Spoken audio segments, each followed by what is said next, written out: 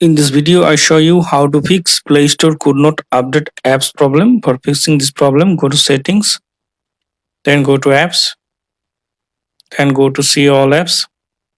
Now search for Play Store.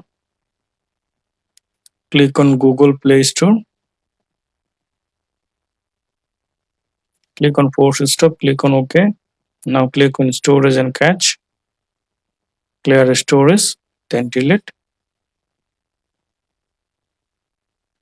Now search for Play Service. Click on Google Play Service. Click on storage and cache. Clear cache. Now restart your phone.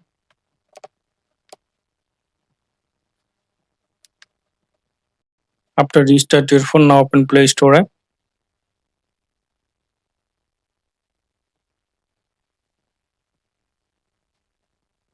Now click on your profile icon.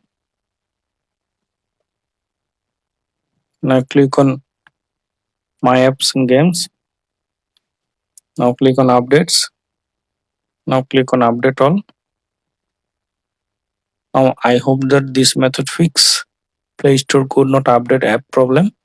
Thanks for watching. Don't forget to subscribe.